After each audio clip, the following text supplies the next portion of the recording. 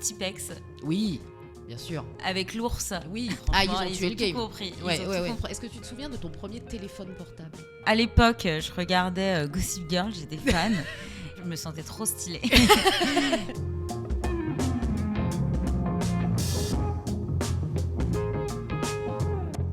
Bonjour à tous et bienvenue dans ce 4e épisode de So My Story, le podcast des femmes qui font et qui ont fait le social media.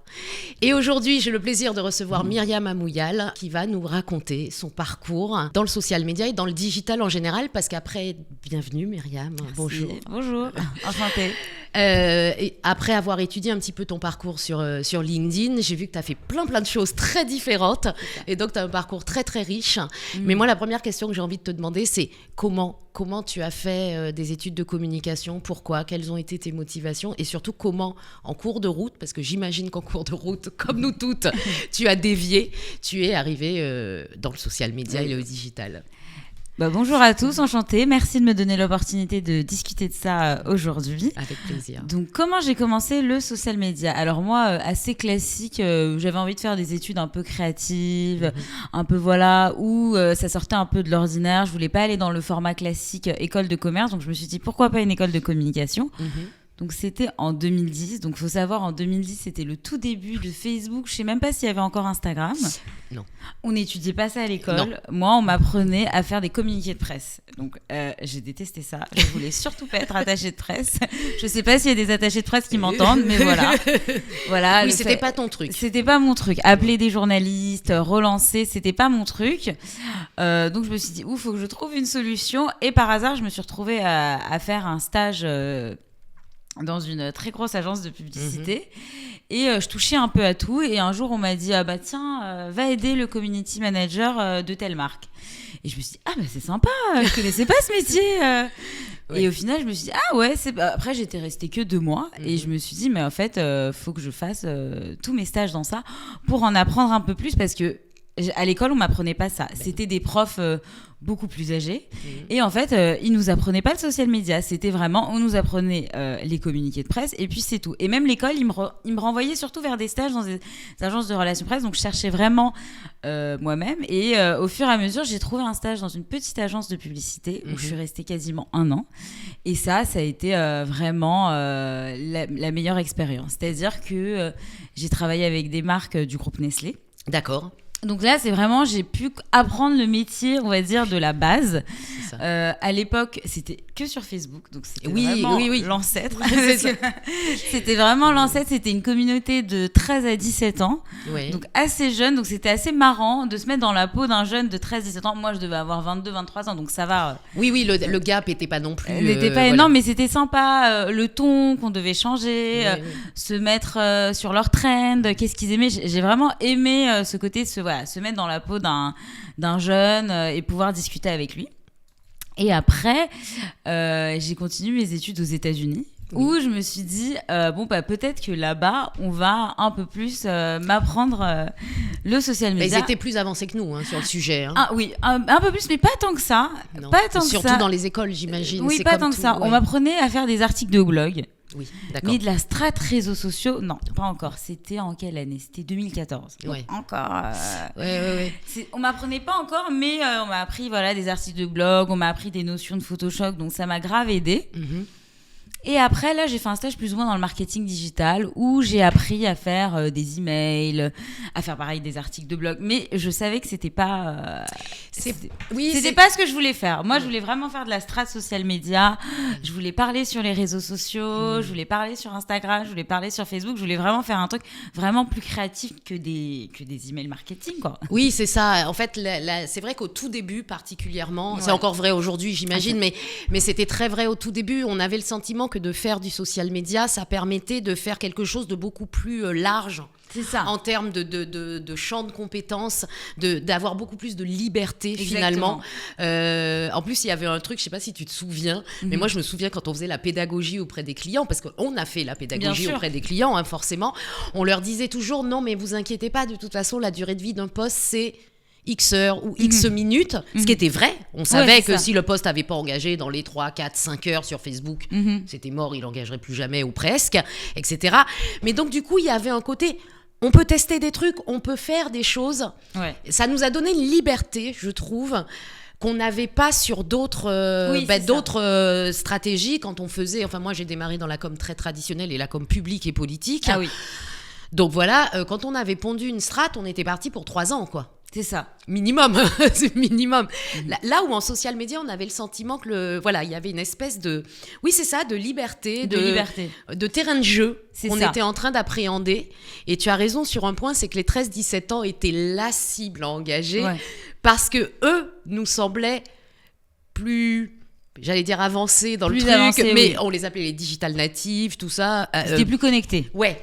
Et donc on avait vraiment le sentiment que c'est eux qui impulsaient les tendances et les usages et tout ça. Et donc, effectivement, il y avait quelque chose d'extrêmement dynamique, je trouve, à aller essayer de parler à ces gens qui avaient 10, 15 ans, moi, dans mon cas, presque 20 de moins que nous. Parce que justement, ils avaient, entre guillemets, on avait le sentiment qu'ils avaient des choses à, peut-être pas nous apprendre, mais en tout cas des choses à nous transmettre. Exactement. D'une manière ou d'une autre. Et c'était beaucoup plus simple d'engager avec eux. Oui. Il y avait un vrai engagement, ils répondaient aux commentaires, ils étaient là, ils donnaient leur avis. Donc il y a vraiment une relation, je trouvais, qui se créait entre le community manager et la cible des jeunes de 13-17 ans. Donc franchement, je trouve que c'était une très belle expérience pour moi de commencer avec les jeunes et de voir comment le métier a évolué. Et après, je suis rentrée des États-Unis et je me suis dit, je vais trouver un job très facilement parce que j'ai passé 2 ans à New York, je suis bilingue, j'ai tout. Oui. Eh ben pas du tout. On me disait que j'avais pas assez d'expérience et je comprenais pas pour un métier qui existait depuis moins de 10 ans. J'étais là, mais comment le métier? Il me dit non, mais on cherche quelqu'un qui a 5 ans d'expérience. Je fais mais il y a 5 ans, ce métier il existait même pas. Donc vous cherchez. Et j'étais là d'avoir eu cette discussion aussi. On voyait passer des annonces où on demandait 7-8 ans d'expérience au social media. T'étais là, mais il y a 7-8 ans, il y avait pas de social media. C'est ça. Je disais mais je comprends pas. Et donc j'allais dans les grosses agences de pub. Et parfois je passais le 2e, 3e, 4e round où je faisais les tests. On a pris quelqu'un qui avait plus d'expérience, mais j'ai commencé en 2010, on est quand même en 2015. En 2016, je me dis, mais qui a commencé? Il y avait un ancêtre, des réseaux sociaux. Et on n'était pas au courant, on nous l'a pas dit. C'est peut-être quelqu'un qui s'est mis en reconversion. Donc, du coup, je me suis dit, je vais me lancer à mon compte. Oui, et t'as bien fait. Et voilà, j'ai bien fait. Au début, c'était vraiment une solution de backup, c'était en attendant, histoire de me faire un nom. Mais en fait, en se lançant à son compte, ou en faisant pas trop d'engagement auprès des entreprises et des marques, ils te donnent plus la chance. Oui. Et du coup, j'ai commencé avec SNCF. D'accord. Donc, super bonne école. Oui, ah oui. Très, très, très bonne école. Et donc là, j'ai tout appris. Gestion de crise, réagir auprès des trends, engagement, vraiment planning, tout ce qui est KPI. Vraiment, je pense que c'est la meilleure école. Tous les jeunes qui veulent se lancer, allez chez SNCF 1 an, vous allez tout apprendre. Franchement, c'est génial. C'est vrai que ça fait partie de ces marques, hein, ou en tout cas de ces services. C'est vrai aussi pour la RATP, c'est vrai aussi pour les compagnies aériennes, enfin tous les transports en fait, toutes les choses dont quand on a un problème, c'est immédiat et on a besoin d'une solution immédiate. Et c'est vrai que c'est des marques qui généraient là aussi un éventail de leviers qui était colossal, parce qu'il y avait le fil rouge, on valorise les activités SNCF, etc. Il y avait toute la gestion, effectivement, service client, où les gens avaient bien compris, ont rapidement compris finalement, c'est ce que je dis toujours, les réseaux sociaux se sont déployés au sein de la population sur plusieurs années, en tout cas pour que tout le monde vraiment soit dessus. Par contre, ils ont rapidement intégré qui pouvaient venir se plaindre sur les réseaux sociaux et que le traitement serait plus rapide et ou efficace selon la perspective du truc. Mais ça, ils l'ont bien intégré. Hein. Cet usage-là, bizarrement, il a été... Et c'est en ça que je disais que ça a permis aux consommateurs, parce que dans ce contexte-là, il était devenu consommateur, enfin, il était redevenu finalement consommateur, là où... En fil rouge, il l'est moins, je trouve. On est plus, tu le disais, sur une relation où on crée un lien émotionnel avec l'audience. Quand on est dans de la plainte ou de la crise, on revient vraiment dans dans la posture marque délivrant un service versus son consommateur du service. Exactement. Et sur SNCF, pour le coup, il y a matière, quoi. Ah oui, il y avait beaucoup de matière. Je me rappelle, j'ai travaillé un été là-bas et je crois qu'il y a un train qui s'est arrêté, je crois, vers Marseille parce qu'il y a eu un feu. Et ils sont restés coincés toute la nuit, sans eau, sans électricité, sans rien. Et même moi, au bout d'un moment, j'avais trop de peine. Je me suis dit, mais je peux rien faire.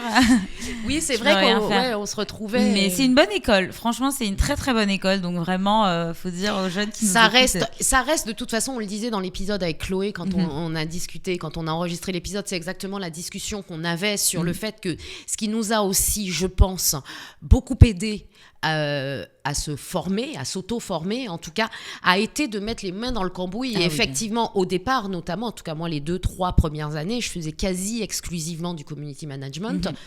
On faisait un peu de la strat, tout le monde faisait de la strat un peu, mais le quotidien, c'était du community management.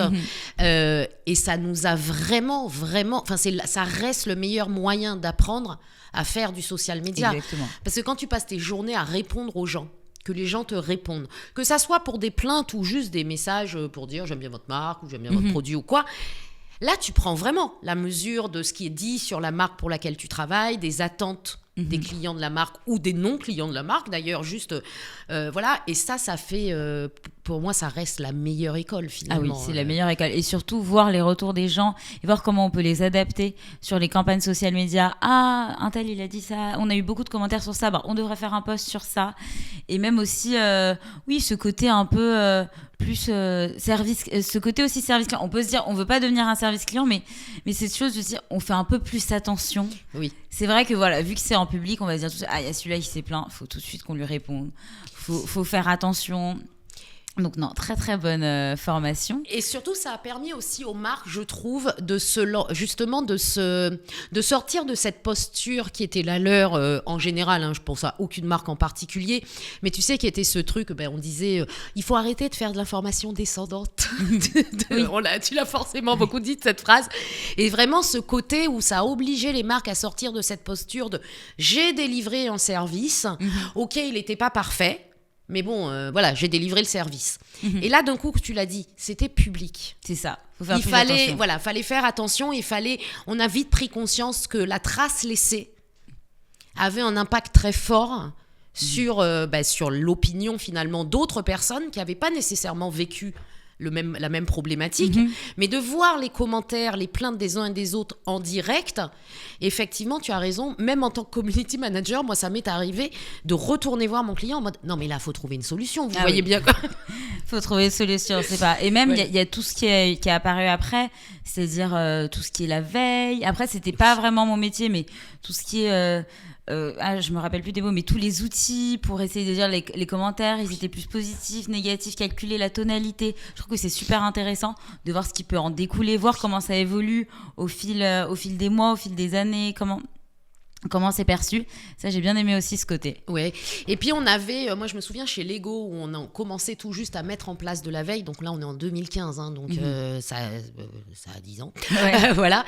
Et où effectivement je me souviens, on avait commandé une étude à un des comment dirais-je, des acteurs qui avaient développé la veille digitale pour étudier les conversations. C'était hyper précis. On faisait des choses, des études comme ça de veille qui étaient hyper niche finalement, parce qu'on avait fait un mapping de veille sur les conversations des digital moms sur leur choix de jouets éducatifs pour les enfants. C'est précis. Tu vois, c'était hyper précis. Bon, évidemment, surtout en 2015, on a eu un retour qui n'était pas précis du tout. Ah oui. Parce qu'en fait, l'acteur de veille nous a vendu une prestation qu'à mon avis, ils étaient juste pas capables de délivrer. En tout cas, pas à ce degré-là de précision. Mais ça avait quand même mis en lumière des insights. Et c'est vrai que ça nous servait de point de départ derrière. Pour une stratégie de communication, de réseaux sociaux. Ouais, de réseaux sociaux. Et c'est marrant parce que c'est des insights. Aujourd'hui, c'est moins vrai, je trouve. Et tu me diras si tu es d'accord là-dessus. Mais...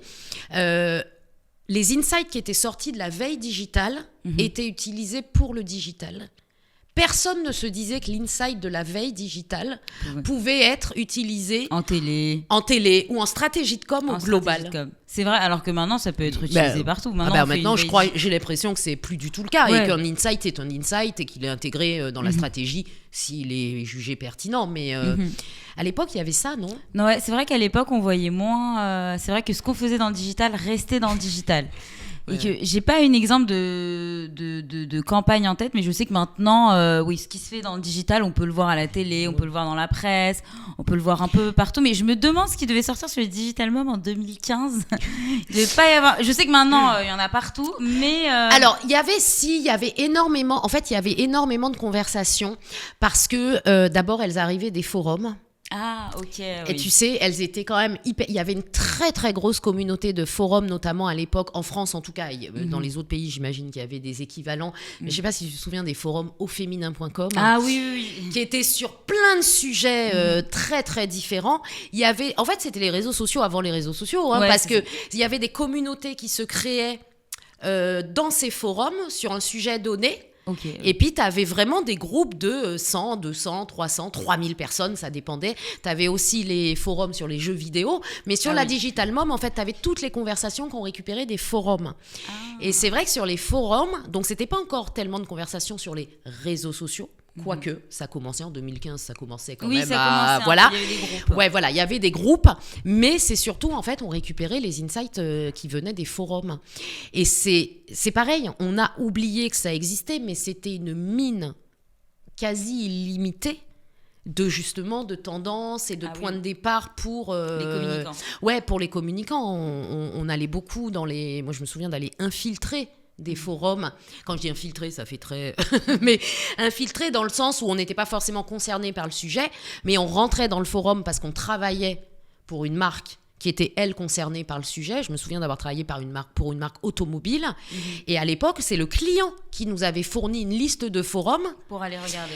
Qu'ils surveillaient, qu'ils avaient mis en veille parce que c'était des forums où leur marque était beaucoup discutée et que ça leur permettait effectivement de faire émerger des éléments et surtout d'identifier des points de blocage sur des problèmes mécaniques qui étaient mal traités ou mal pris en charge. Ah oui. Voilà, et donc y venait, en fait, nous on avait été interrogés pour répondre au nom de la marque à ces cas-là de gens qui s'auto-montaient en pression parce que le problème avait été mal pris en charge et que la marque arrive avec une solution, voilà. Et donc c'était une autre forme de service client. C'était une autre forme, ouais. Ouais, voilà. C'était plus différent, c'était un peu plus différent que maintenant. Mais maintenant, les services clients en soi, c'est plus des community managers. Non. Ils ont accès, je sais, ils ont des outils où ils peuvent répondre directement aux commentaires. C'est plus le community manager parce qu'en soi, il n'a pas accès aux outils du service client. Donc en soi, maintenant, c'est plus on renvoie vers le service client où ils ont accès directement. Mais je trouve que c'est mieux que ça soit différencié parce qu'il ne faut pas que community manager, ça soit celui qui gère le service client. C'est ça. C'est deux métiers différents. J'allais le dire. En fait, c'est deux métiers différents. La gestion du service client et la gestion de la problématique d'un client avec sa marque n'a rien à voir avec l'animation des réseaux sociaux pour faire vivre une marque. Et on en revient avec ce qu'on disait avec l'une des participantes au podcast, c'est toute la différence entre audience et cible. Exactement, oui. C'est-à-dire pour moi, le service client, c'est vraiment la cible, parce que c'est vraiment ceux chez qui tu veux déclencher un acte d'achat ou qui ont déjà fait l'acte d'achat et tu accompagnes sur la délivrance du service ou du produit. Et l'audience, qui sont ceux qui vont s'intéresser à ta marque ou au secteur d'activité de ta marque, qui vont engager avec tes contenus, qui ne sont pas nécessairement tes clients finaux finalement. Par contre, ils sont prescripteurs. Oui, c'est ça. Bon, après, ils peuvent devenir clients. Ils peuvent devenir clients, on espère en tout cas. Typiquement, le luxe fait ça beaucoup. C'est ça. Pour moi, le positionne, c'est ma perception des choses, mais c'est vrai que la prise de parole social média des marques de luxe, pour moi, c'est exactement ça. On s'adresse à une audience parce que dans cette audience, il est fort probable que, peut-être 2, 3, 4, 5% de cette audience soit en mesure de devenir cliente. Mais 100% de l'audience n'a pas vocation à devenir cliente. Voilà. Et c'est vrai que finalement, sur le luxe, c'est hyper concret, hyper visible et tout le monde comprend cette notion-là. Ah oui. Et quand tu es sur une marque plus, j'allais dire normale dans le sens norme majoritaire, qui va intéresser une majorité de population, c'est vachement moins évident en fait, cette distinction entre audience et cible, et on arrive moins à la faire, je trouve. Après, il y a aussi des marques où ça va être plus pour de la notoriété. Oui. Je dis par exemple, moi, à un moment donné, j'ai travaillé pour la Française des Jeux, mais c'était vraiment le compte marque. On parlait très peu des produits, on en parlait de temps en temps, de la loterie et tout, mais on mettait en avant tous les partenariats qu'ils avaient, ou aussi toutes leurs entités. On mettait en avant le sport, leur fondation, l'innovation. Il y avait vraiment tout cet éventail, et c'était vraiment pour apporter de la notoriété. Et au final, les produits, la loterie, c'était on va dire 10%. C'était vraiment pour donner une autre image de la Française des Jeux auprès du grand public, et que ce soit pas simplement considéré seulement comme des jeux à gratter ou l'euro-million ou ce genre de choses. Il y a aussi ce truc sur les réseaux sociaux de vouloir changer la perception qu'on a d'une marque, que ce soit pas simplement un produit, parce que même moi, avant de travailler là-bas, je savais pas qu'il y avait tout ça. Pour moi, on m'a dit la Française des Jeux, moi je vais faire les jeux à gratter. Ah non, il y a une énorme fondation, ça fait ça. Il y a le sport. Je dis quoi? Il y a le sport, il y a tout ça. Il y a ça en innovation. J'étais là genre tout ça, et c'était super intéressant. C'est vraiment, pour moi, c'est la principale vertu du social media, en général. C'est cette capacité que ça nous a donné de pouvoir, et ces mots sont un peu galvaudés aujourd'hui d'une certaine manière, mais de pouvoir réellement raconter l'histoire d'une marque. Parce que tu disais changer la perception, mais dans le cas de la Française des Jeux, par exemple, c'est même au-delà de changer la perception, c'est plutôt de donner à voir ce qu'est réellement l'entreprise dans toute sa multitude d'activités. Parce que oui, c'est des jeux à gratter et de la loterie. Ça, c'est la version commerciale de la Française des Jeux. Mais il y a tout le reste. Et tout le reste, tu as raison. Moi, avant de travailler pour eux, pareil, j'avais aucune idée de tout ce qui était fait. Et je trouve ça intéressant de faire connaître au grand public toutes ces actions-là aussi. Alors, on nous dit toujours, oui, mais c'est juste pour faire genre, vous êtes une entreprise bien. C'est surtout parce que pour de vrai, ce sont des actions qui ont réellement lieu au sein de l'entreprise. Parce que ce qui est vrai pour Française des Jeux l'est pour toutes les grandes marques. Voilà. Et est-ce que ça enlève les problématiques liées au secteur d'activité? Non. Mais pour autant, on ne peut pas quand même, sous prétexte qu'il y a des problématiques liées à l'activité, en tout cas des problématiques perçues par le grand public liées à l'activité, tu ne peux pas quand même ignorer, on ne peut pas du coup se mettre à ignorer tout ce qui est fait d'autre par l'entreprise sous prétexte qu'il y a une partie qui peut être sujet à caution, à débat, à polémique, etc. Et ça, c'est vrai pour presque toutes les marques, en fait. Ah oui, pour toutes les grandes marques qui ont des fondations, qui soutiennent une équipe sportive. Non, et pareil, tu parlais du luxe. Oui. Donc moi, j'ai travaillé pour une marque d'automobile de luxe. Et ils avaient... c'est BMW, en vrai, je peux citer. Et je sais qu'ils avaient cette image un peu de voiture de cité. Oui. Et on a beaucoup travaillé sur les réseaux sociaux pour retirer cette image, pour que ça soit pas trop la voiture ça c'est la fin des années 2000.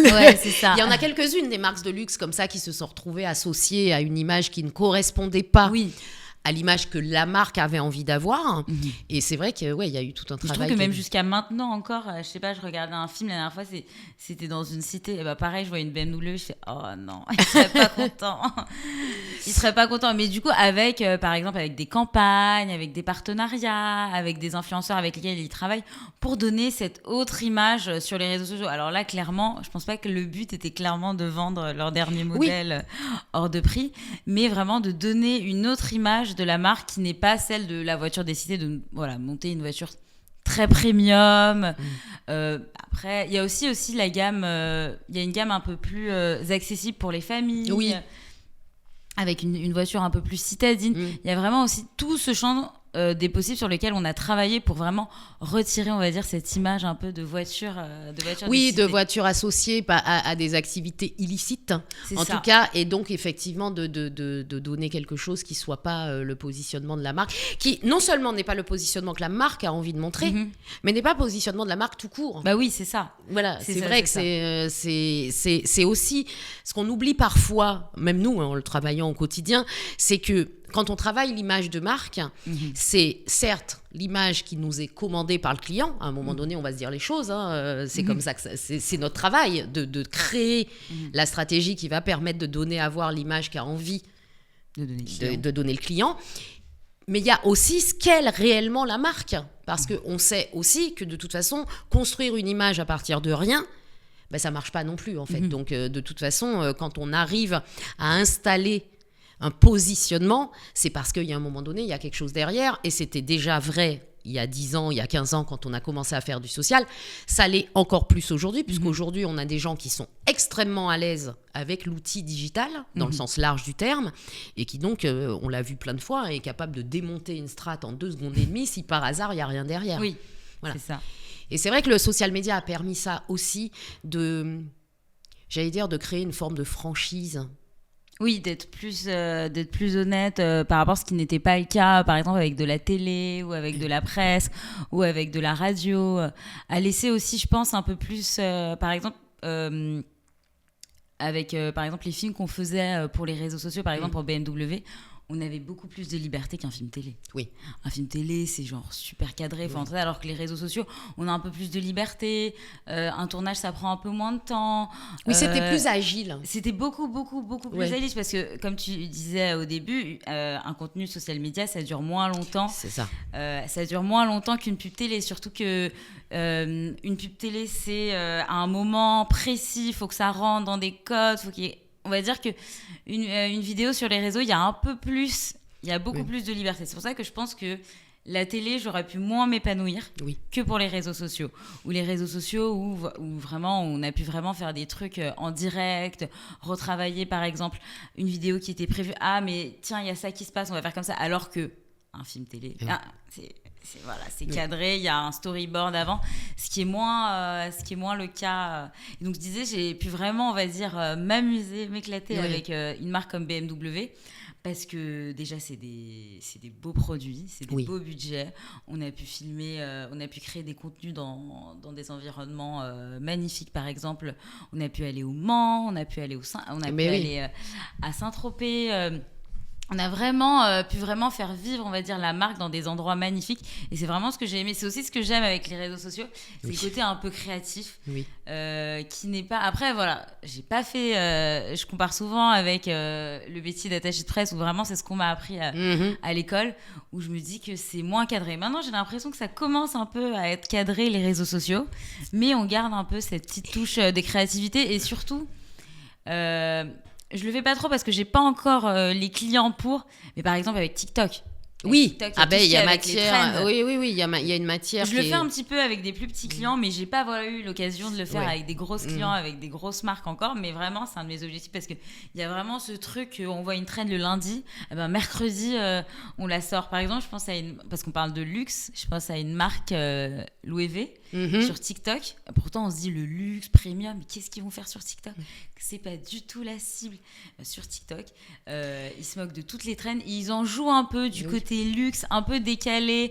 Ils utilisent des personnalités, mais ils le font un peu d'une façon décalée. Et c'est ce que j'adore parce que on n'aurait jamais pensé ça d'une marque de luxe.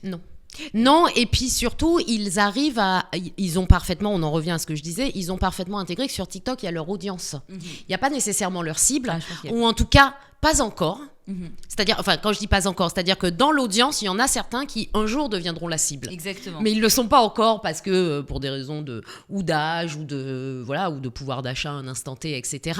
Mais c'est vraiment, on a ce côté et ils ont chopé. Je suis d'accord avec toi, ils ont chopé les codes de TikTok qui sont effectivement différents des autres plateformes, mais pas tant que ça dans le fond. Ça reste des vidéos qui vont générer une réaction émotionnelle qui vont permettre l'engagement. Exactement. Ça fait 15 ans qu'on essaye de faire ça, produire du contenu qui va générer un lien émotionnel, qui va provoquer l'engagement. Et en fait, c'est là où c'est très intéressant, je trouve, de travailler en social media. C'est que dans le fond, les bases restent les mêmes. Les théories de la communication se vérifient en social media aussi. Bien sûr. Voilà, donc finalement, nos bases, et je pense que c'est là-dessus où on a réussi à faire du social, même si on ne l'avait pas appris à l'école, parce que, voilà, ça, les bases de stratégie de com et de conception de stratégie de com, qu'on fasse du social media, de la télé, de la presse ou quoi, je pense que ça reste... ça reste. Ouais, il y a des gens qui ont théorisé les choses il y a des dizaines d'années, et il y a de bonnes raisons pour ça, en fait. Oui, c'est ça. Par contre, effectivement, sur le côté pouvoir faire des choses sur des plateformes différentes, donc on fait la même chose, mais pas tout à fait de la même façon, pas tout à fait sur le même ton, parce qu'on ne s'adresse pas tout à fait aux mêmes personnes.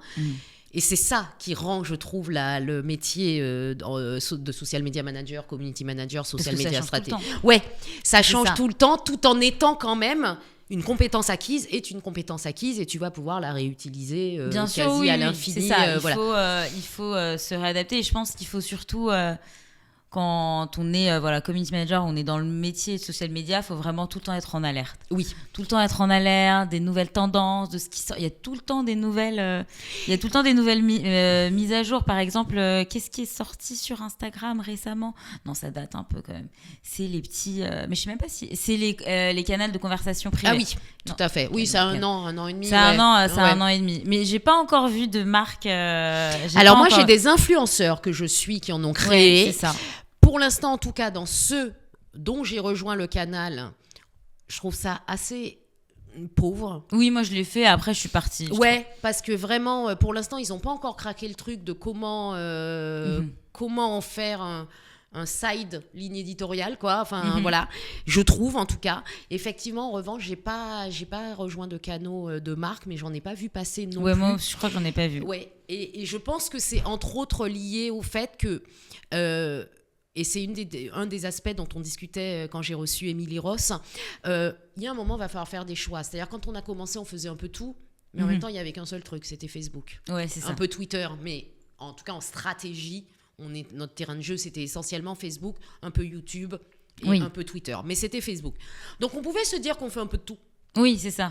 Aujourd'hui, il y a je ne sais pas combien de plateformes. Non, je ne suis pas experte de toutes les plateformes. Est-ce qu'en vrai, demain, je peux aller sur n'importe quelle plateforme pour une marque ? Je pense que oui, parce qu'encore une fois, les compétences restent les mêmes. Mais dans les faits, non, on ne peut pas être spécialiste de tout. Et pour moi, le vrai changement sur les 15 dernières années, c'est vraiment ce truc où il y a eu des spécialisations au sein même du social media, en stratégie, en création de contenu, en community management, en social ads, etc., etc. Et ça devient un petit peu... Pour nous, c'est très clair, je crois. Oui. Pour les professionnels du social media, c'est très, très clair. Parce qu'on suit, mais bon, ceux qui le sont moins... Voilà, et en face, et c'est comme ça, je trouve que parfois, tu te retrouves avec des demandes, ça a déjà dû t'arriver, tu reçois des briefs, où tu vois passer des annonces, et t'es là, tu fais, alors les gars, comment vous dire ? Il y a 5 postes, là. Et oui, je sais faire un peu tout ça. Ouais. Mais non. Vous n'avez pas intérêt à me faire tout ça, finalement. Oui, c'est ça. Voilà. Et surtout, il y a aussi une différence niveau budget et attente. Oui, ça... Mais ça, je crois que c'est un peu de notre faute. Enfin, j'ai envie de dire que c'est un peu de notre faute, d'une certaine manière, parce que pour commencer à vendre du social media, un de nos arguments de vente, quand même, pendant très longtemps, ça a été de dire ça coûte pas cher. Ah oui, c'est vrai, ça coûte pas cher. Mais oui, en comparaison des médias tradis, tu sais, pour aller gratter du budget, on disait, mais non, mais c'est 10% du budget de machin. Et donc, quelque part, je me dis, mais on a créé quelque part ce truc de dire, non, mais les réseaux sociaux, c'est pas cher. Oui, c'est ça. Ce qui est vrai, si tu compares avec la production d'un spot TV. Bien sûr, oui. Évidemment, on ne parle pas de la même chose, mais même de médias sur les réseaux. Je veux dire, des gros budgets médias sur les réseaux, on n'est pas du tout sur les mêmes volumes. Oui, mais c'est quand même élevé. Ah, ben ça peut être très élevé. Oui, mais c'est pas pareil qu'un prime time, qu'un 20h sur TF1. Ben voilà, exactement, ou qu'une finale de Coupe du Monde ou de choses comme ça, tu vois. Et donc, c'est vrai que quelque part, il y a aussi... Et puis, comme il y a ce côté où parfois ça a viralisé... Sans budget. Sans budget. Oui, mais maintenant, c'est un peu plus rare quand même. Ça n'arrive plus jamais. Ça doit arriver, mais... Non, mais maintenant, je pense que Meta ou TikTok, ils ont compris que, bon, les marques... J'ai l'impression que ça n'arrive plus sur des marques. J'ai le sentiment que les choses, les contenus qui viralisent aujourd'hui, c'est des contenus ou de créateurs de contenu ou de personnes lambda. Oui. Alors attention, les créateurs de contenu sont des personnes lambda. Oui, mais je veux dire de quidam qui n'ont pas nécessairement de grosses communautés. Mais pas... Je ne vais pas dire qu'il n'y en a pas, parce qu'il y en a forcément, mais il y a longtemps qu'effectivement, je n'ai pas vu passer un truc de marque qui vraiment viralise, où tu es là, tu fais « Ok, d'où ça sort ?» Ouais, c'est ça. Non, moi, je travaille pour un restaurant. On doit avoir peut-être 3-4 000 abonnés. Oui. Et un jour, la vidéo, elle a fait 10 000 vues. Et mon client, il m'a dit... tu l'as sponsorisé ? Il était en panique. J'ai dit non. Ouais. Et je crois qu'on est monté à 15 000. Oui. Bon, ce qui est bien, parce qu'en général, on est à 3-4 000 vues. Donc, ce qui est bien quand c'est pas médiatisé. Mais on n'a pas fait un buzz à 1 million. Oui, bien sûr. Moi, je me dis maintenant, les vidéos à 1 million sans sans avoir sponsorisé, j'ai jamais vu ça, à moins d'arriver sur la trend, d'être la première personne, d'avoir un truc. Mais maintenant, non, franchement, ça En tout cas, pas en contenu de marque. Non, en contenu de Pas marque, non. pas en contenu de marque. Je te dis vraiment, à la rigueur, je te dis des créateurs, des quidam. Et puis, il y a aussi le truc où, effectivement, je vois je me faisais la réflexion il n'y a pas très longtemps sur les plateformes type TikTok, justement. Alors, tu peux republier, mais c'est pas tout, c'est pas, etc. Et puis, quand tu republies, c'est pas comme nous, quand on retweetait ou qu'on partageait un post sur Facebook où c'était parfaitement identifié que c'était Myriam qui avait repartagé tel truc. Là, moi, je sais que je repartage des trucs. Je pense que quand les gens tombent dessus, ils n'ont pas forcément la notion que c'est moi qui l'ai repartagé, parce que ça s'affiche de telle... Ce qui fait que t'es pas enclin à repartager, parce que du coup, tu te dis, de toute façon, personne saura... Enfin, ma communauté ne va même pas voir que c'est moi qui l'ai repartagé. Bon, donc j'ai liké, j'ai commenté, ça suffit bien, ou j'ai juste liké, voire je n'ai rien fait du tout, parce que en bonne... génération X que je suis, je n'interagis pas sur les réseaux, en tout cas peu, finalement, par rapport à... Je vois ma fille, par exemple, elle like tout.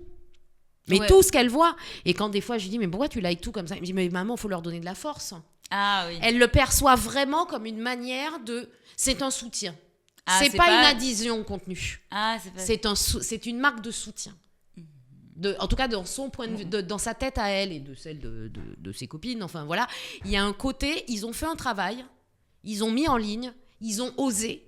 Donc il faut les encourager. Non, mais c'est un bon point. Un bon point. Je me dirais ça la prochaine fois que je suis sortie.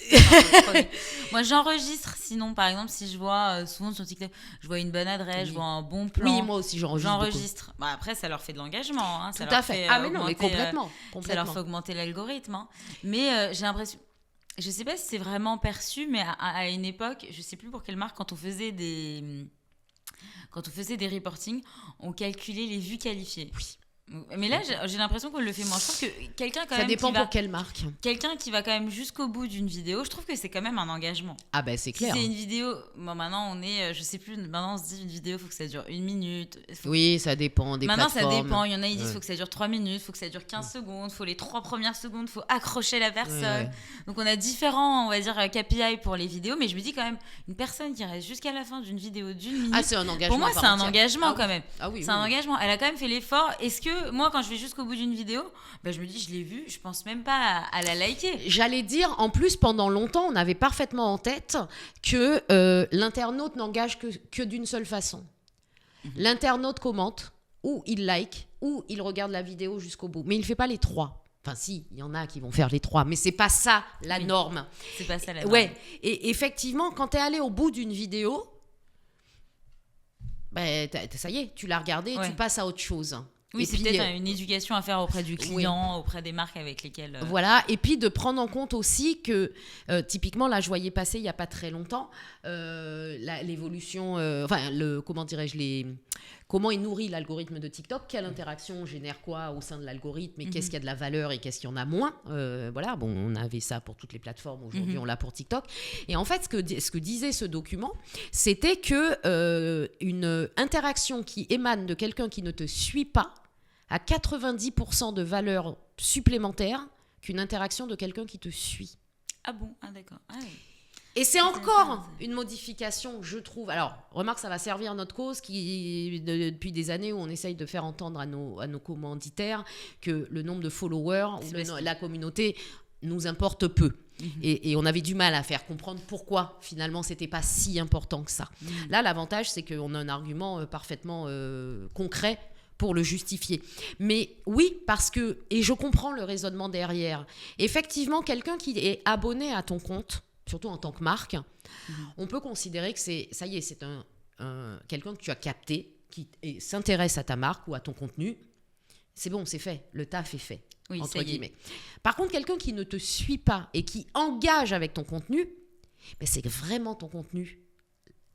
Tu vois, l'a capté, ou était intéressant, et où donc du coup cet engagement-là a une valeur supplémentaire versus celle de la personne qui te suit. Qui J'imagine suit que déjà, c'est oui, ça c'est le ce que raisonnement je- derrière. Ouais. Parce que maintenant, moi, je pense sur TikTok, je suis très peu de personnes. C'est pas comme Non.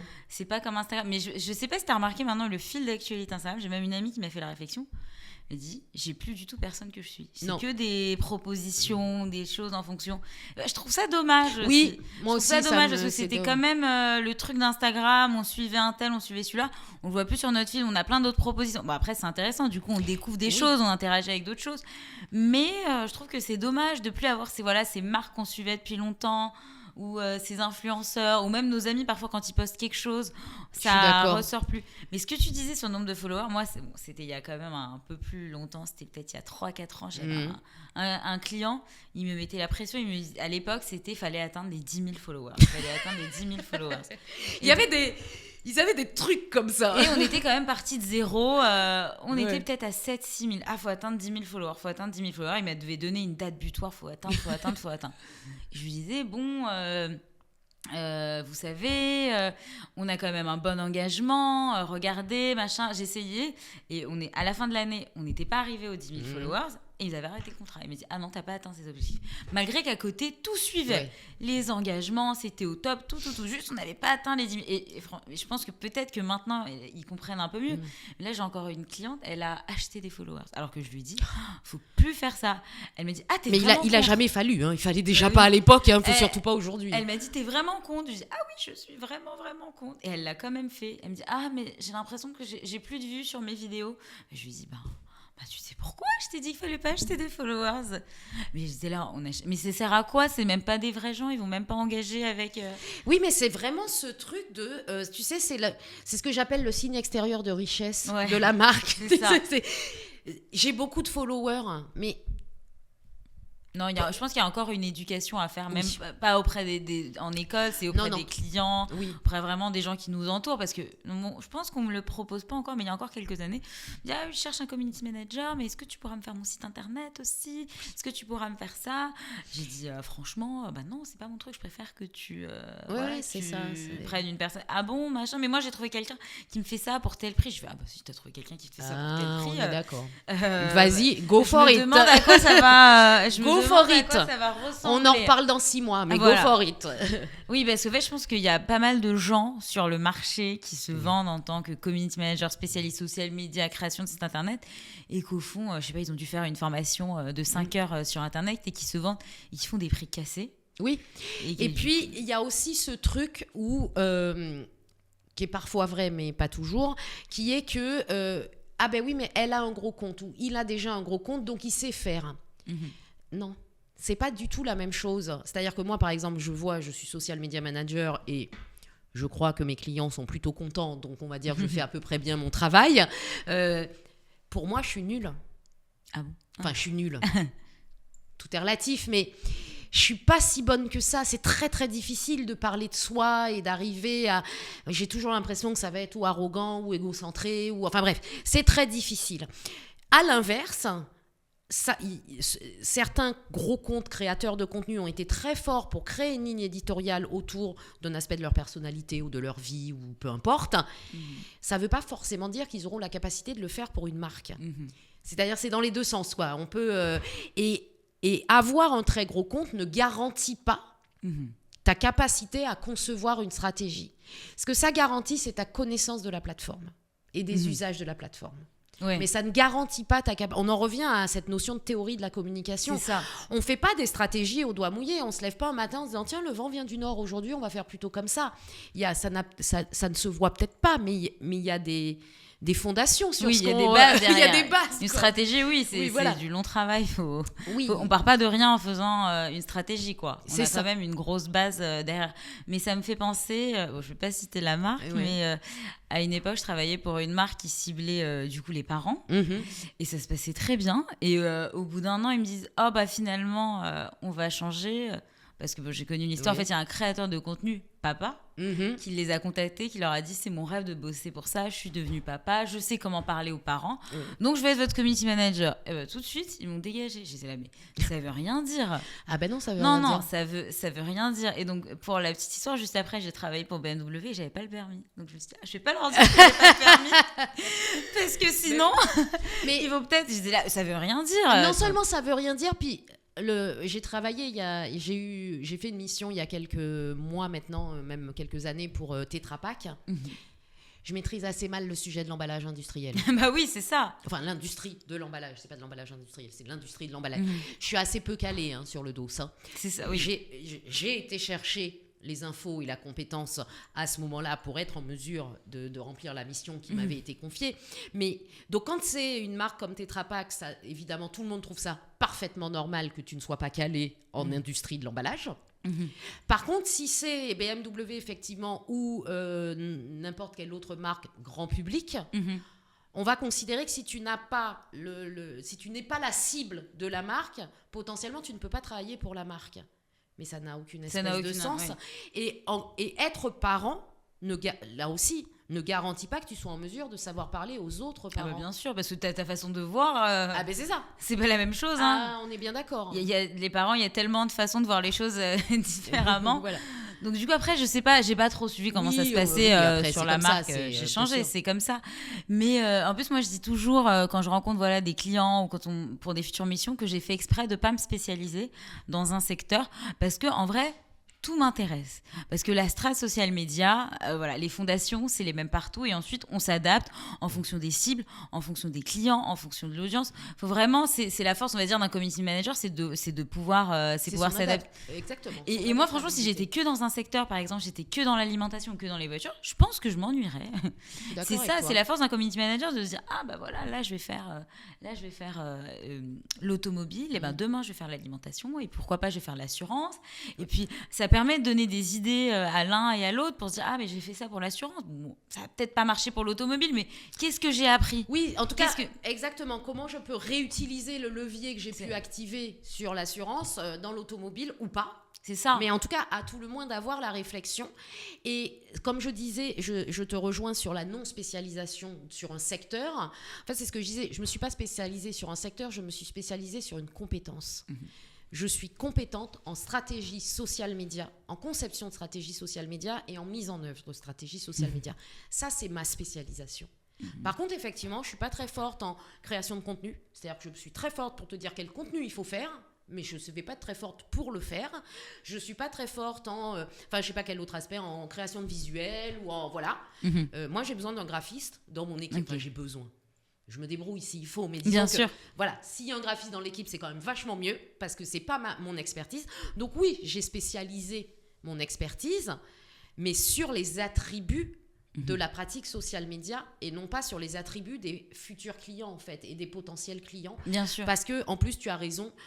Un des trucs que moi j'adore en social média, c'est la diversité. Et effectivement, si tu te spécialises sur un secteur, même si faire de la communication social média pour BMW, c'est pas la même chose que pour Renault, n'empêche qu'à un moment donné, si tu t'enfermes quand même dans des usages et dans des pratiques qui restent très, très similaires. Très similaires, oui. J'ai une question pour toi, Myriam. Oui. Quand est-ce que tu te souviens du premier ordinateur que tu as eu chez toi ? Oui, c'était Alors, je ne saurais pas dire quelle année, mais je pense que j'étais encore au collège. Ouais. C'était un fixe, bien évidemment, assez large. Ouais. Assez large. Et je crois qu'à l'époque, on allait sur MSN. Et on avait des skyblogs. Ouais, c'est ça. C'était un truc assez large, mais finalement, on est passé... c'était dans une pièce de la maison. Ouais, j'allais dire, c'était dans le salon. Ou dans un bureau. Ouais, dans un bureau. Dans un bureau, dans un endroit ne précis. On pouvait pas le bouger, mais oui, voilà, on allait sur MSN pour discuter avec les amis. Voilà, c'est tout. Et après, on est passé à celui écran plat. Oui.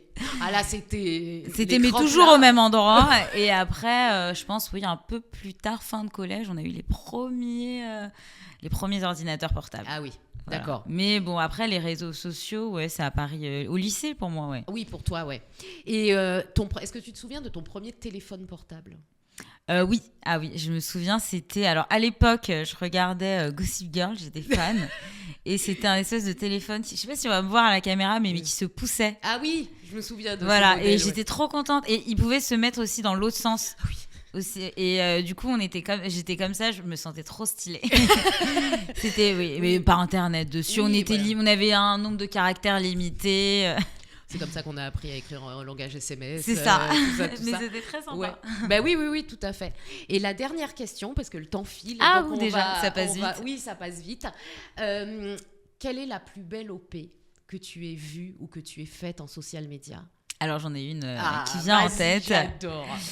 J'ai eu l'occasion, c'est une très belle expérience. J'ai pas pu la refaire, mais il y a peut-être 1 an et demi de ça, on m'a contacté pour l'illumination des Champs-Élysées. D'accord.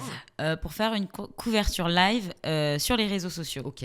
Donc j'avais déjà fait du live sur les réseaux sociaux, mais là c'était vraiment du vrai live, c'est-à-dire que c'était comme dans un live télé. Oui, c'est ça. Et c'était donc l'illumination des Champs-Élysées. Je me rappelle, le parrain, c'était Gilles Lelouch. D'accord. Il y a eu un spectacle, je me rappelle plus, mais d'un chorégraphe.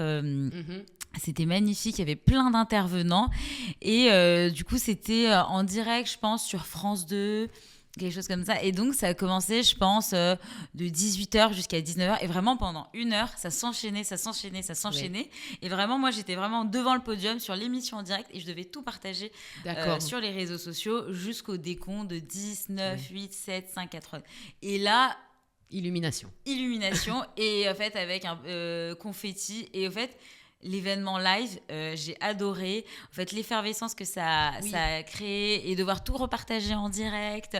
Vraiment vivre moi en direct et le repartager en direct. J'ai adoré. Vraiment, j'ai adoré. En fait, finalement, tu as eu dans ce rôle-là, on est presque sur un rôle de journaliste. Un peu un rôle de journaliste, Mais j'étais seule, tu vois. J'avais pas ce truc de stress. Je suis sur France Télé. Moi, j'étais sur le compte des Champs-Élysées. Mais vraiment, c'était magnifique parce que je pense que ça arrive qu'une seule fois dans une vie. Oui, voilà, ça fait partie de ces OP effectivement qu'on fait une fois. C'est pas forcément les plus belles en termes de strates. Oui, c'est ça, en termes de strates. Voilà, mais c'est celles qui marquent parce que elles ont un caractère unique et elles ont, en tout cas, unique dans notre carrière professionnelle. C'est ça. Parce que bon, l'illumination a lieu chaque année, mais c'est ça. Et puis effectivement sur un format en plus qu'on fait pas tous les matins. C'est ça. Parce que on fait du live sur les réseaux, mais justement en ce moment je donne des cours dans une école et j'ai en ce moment justement des 3e années à qui je fais une session de live social media et on a 2 séances et en fait c'est ce que je leur disais, je vais pas vous faire un cas pratique où on va simuler un live. Vous m'avez pas attendu pour savoir vous filmer. Vous avez 20 ans aujourd'hui. Vous savez presque mieux que moi comment faire. Par contre, on va réfléchir à quelles sont les situations où on peut être en live et du coup comment on le couvre et comment on le met en œuvre et tout ça. Et c'est vrai que là aussi les usages sont pas si différents, mais quand même. Il faut le préparer le live. Voilà. Faut pas se dire il y a un live, je vais y aller. C'est un truc qu'on avait préparé des semaines à l'avance. De toute façon, j'avais tout le planning. On avait plus ou moins défini à l'avance avec le client tout ce que j'allais poster sur les réseaux sociaux. J'avais fait une trame. Donc c'est vraiment, faut dire aux élèves, un live, voilà, je vais faire mon téléphone. Franchement, ça se prépare. Oui. Par exemple, mais finalement, c'est comme une émission télé. T'as un conducteur, t'as tout ça. Voilà, j'avais un conducteur, ça se préparait en direct. Ah oui, et par exemple, faut vraiment faire attention. Par exemple, il y avait des personnes que je devais taguer. J'avais réfléchi à l'avance. J'avais recherché leur nom à l'avance pour savoir comment les taguer, la bonne police, la bonne couleur pour que ça soit bien harmonieux, pas que ça soit fait un truc en vrac comme si j'étais en soirée avec mes amis. Il y a quand même un fil conducteur, faut vraiment dire aux élèves, un live, ça se prépare, pas la veille, ça se prépare vraiment des semaines à l'avance. Faut revoir le planning plusieurs fois avec le client parce qu'une fois qu'on est dans le live, il n'y a pas de retour en arrière, mais vraiment préparer à l'avance. C'est ce que moi je me suis rendu compte avec les réseaux sociaux, c'est qu'il faut anticiper. On se dit souvent, je peux publier le jour même, ça va le faire. Ah non, faut préparer longtemps à l'avance. Donc du coup, ça m'a vraiment appris à être organisée. Oui. Et effectivement, tu as raison sur ce point où, comme on disait en début de discussion, que l'avantage du social media, c'est qu'on est sur des fonctionnements très agiles, où on a l'impression qu'on peut faire et défaire quasi à l'infini. Oui, d'ailleurs, nos clients ont un peu trop tendance, trop compris à ce point-là, faire et défaire. N'empêche que c'est vrai, on arrive facilement à modifier quelque chose, même en last minute et tout ça. Et du coup, ça donne l'illusion que tout est fait en last minute. Ouais. Mais en fait, non. Ah non, faut préparer. Hein. Ouais, voilà. Et un planning, ça s'anticipe. Et même comment dirais-je, une OP. Une OP, bien sûr. Ouais, voilà, on prépare tout à l'avance, même quelque chose qui va vivre sur très peu de temps. Et voilà. Autre question pour toi. Dans les dernières, toutes les OP que tu as pu voir passer sur les réseaux sociaux, notamment dans ces débuts-là, quelle est l'OP qui pour toi a été fondatrice sur le côté ils ont tout compris à comment il faut faire du social media? Des dernières années ou plutôt il y a 10 ans justement quand ça a commencé. Oui. Moi un exemple qui a vraiment marqué ma jeunesse de community manager, je sais pas si tu t'en rappelles, c'était la pub Tipex. Oui, bien sûr. Avec l'ours. Oui, tout à fait. Ah ben oui. Alors ça vraiment c'était un cas d'école pour moi, c'était genre en mode ils ont tué le game. Compris. Ils ont tout compris. C'était, je me rappelle, en fait, on demandait à l'ours, mais je sais même pas comment ils ont fait ça sur YouTube. Il y avait, je me souviens, on s'était renseigné parce qu'après on avait voulu regarder est-ce qu'il y avait moyen de s'en servir. On avait regardé ça pour une marque de skincare. Ok. Tu sais, pour essayer de faire un truc avec les imperfections sur la peau et tout ça, et on voulait réutiliser la même techno. Et donc il y avait une techno qui était sur YouTube. C'était une techno. Ouais, il y avait une techno sur YouTube. Non, c'était pas de la magie. Mais voilà, je me souviens plus comment ça s'appelait. Je sais même pas si, peut-être que ça existe toujours. Je sais pas. Mais ça, en fait, je te pose la question parce que typiquement, oui, l'OP Tipex fait partie des activations qu'on a regardées en mode ok, les gars ont tout compris, c'est ça qu'il faut faire. Et en même temps, il y a eu comme ça, dans le premier épisode, on a évoqué la campagne de Léon sur Facebook, tu sais, pour la valorisation du musée de la Grande Guerre à Meaux, etc., qui étaient des modèles de social media, enfin d'engagement et de création de contenu. Et en même temps, le sentiment que, ok, on l'a fait une fois, tu peux pas le refaire. Non. Tu vois, c'est pas. Et c'est là où finalement sur tout le reste, on duplique en permanence sur les réseaux, on suit des tendances, on regarde machin fait ci, on se dit que c'est pas mal, comment on va pouvoir le décliner sur notre marque à nous, notre créateur à nous, enfin bref. Et pour autant, les mécaniques social media qui étaient pleines de sens, pleines de leviers d'engagement, il y a un côté, on peut pas recommencer en fait. On peut pas. Après, je pense que Tipex c'était tellement, on va dire, hors du commun. Oui. On pouvait pas le. on pouvait pas le copier. Maintenant, le concept des tendances, c'est les reprendre et les réadapter. Oui. C'est un peu comme ce que je disais tout à l'heure avec l'OEV. Eux, ils les ont adaptés, on va dire, au format un peu luxe, comme une autre marque un peu plus grand public, elle va le faire un peu plus fun. Comme on peut voir, c'est les enseignes de supermarchés. Je sais pas si tu les suis sur TikTok, mais elles dérivent les tendances, mais d'une façon tellement drôle. Mais c'est ce qui font leur force. Bien sûr. Mais qu'une marque on va dire, un peu plus premium va le faire d'une autre façon. Mais c'est un peu ça la force des tendances. Alors que ce qu'a fait Tipex, je me demande comment on aurait pu s'en inspirer et faire. C'est que eux qui pouvaient. Il y avait que. Oui, ça marchait que pour eux presque. Ça marchait que pour eux. Mais ça m'avait, franchement, ça m'avait vraiment marqué. Et aussi, dans ma jeunesse, c'était aussi. Ils sont encore très drôles, mais bon, c'était Oasis à l'époque. Ah oui, ils étaient très très forts. Bon, ils sont encore un peu drôles, mais ils se sont pas renouvelés. C'est compliqué, effectivement. En fait, tu sais, c'est ces trucs où d'ailleurs, je me souviens, on avait eu la discussion à l'époque quand la campagne a été lancée avec les petits personnages, la fruit et tout ça. Et en fait, c'est ce qu'on disait, c'est top. Mais est-ce que quelque part, tu t'enfermes pas dans quelque chose? Comment tu fais pour réinventer quand quelque chose est à ce point marqué, tu vois, c'est difficile en fait parce que une fois que tu leur as fait faire toutes les blagues sur les fruits, les machins, les trucs, et ça a duré déjà un temps certain, c'était une très très belle ligne éditoriale, notamment d'animation sur Twitter, je me souviens, c'était vraiment vraiment très sympa, mais c'est vrai que se renouveler, renouveler, peut-être que le ton est renouvelé, c'est même trop sûr, mais le fait que le graphisme soit difficilement évoluable, quelque part, je trouve restreint un petit peu le. Et maintenant, sur les réseaux sociaux, on aime l'humain. Oui, c'est vrai. C'est tout ce truc. Moi, je vois, faut mettre de l'humain, ça rapporte des. Faut incarner. Donc maintenant, c'est des petits personnages qui n'existent pas vraiment. Comment les faire incarner sur les réseaux sociaux Je sais même pas s'ils sont sur TikTok. Oui, je sais pas.